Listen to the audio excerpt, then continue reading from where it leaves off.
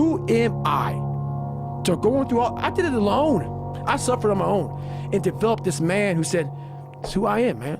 You know, if you're going to create anything of value in this life, you're going to, even if it's with other people, you're going to have to be willing to be on your own for a bit, to forage on your own, to take walks alone, and then return to people, to your tribe, so to speak, and share with them what you learned, or maybe even just show up with whatever energy shift has occurred while you were talking.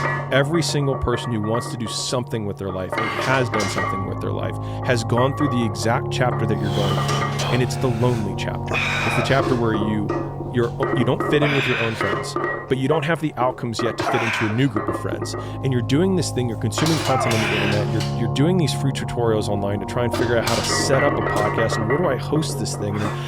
And you're going through this and you're like, is this even worth it? Because you have no signs of success, right? But if there's anything that you can take away from what we're saying right now is that the sign of success is the hate that you get along the way. And what you can't do is bend the knee to their hate and fit back into the conformity because it's comfortable and it's warm. Because like in the Matrix, when Trinity opens the door when Neo's about to go take the red pill and he wants to get out of the car, she says, Neo, you've been down that road and you know exactly where it leads. And I know that's not where you want to be. And then he closes the door. The more time you spend alone with yourself, the more time that you will be able to understand who you are. When I mean understand who you are, I'm talking about without any outside interference, without any friends, without any peer pressure of wanting to be like someone else. The more time you spend alone, you're going to figure out, okay, what your purpose is. And I say that because of this. God will talk to you. You start seeking in those moments of not having any outside distractions. What happens is things become clear.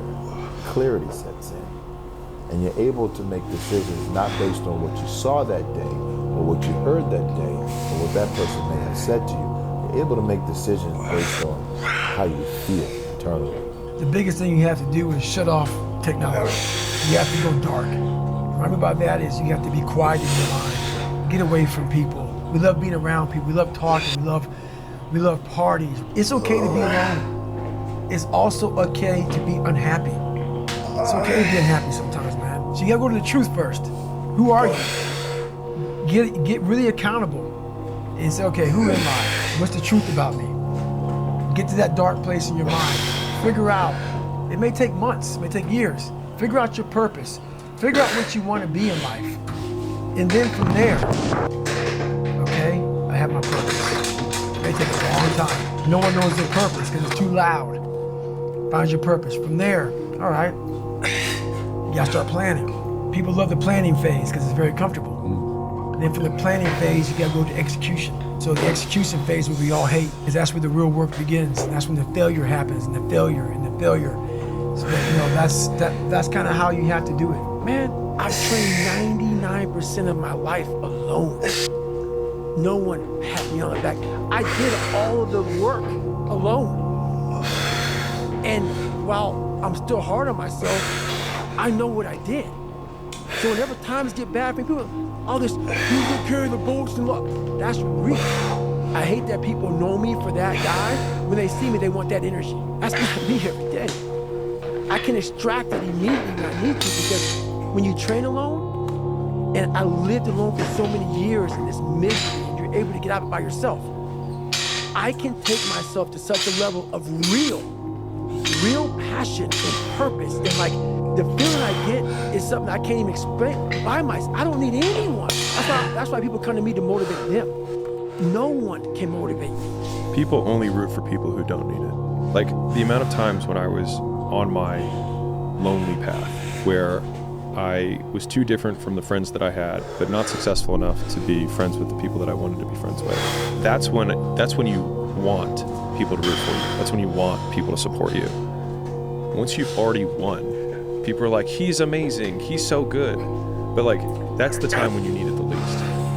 And so you always have to be the person who roots for you before everyone else does. And it's usually a single clap in the auditorium for a very long period of time.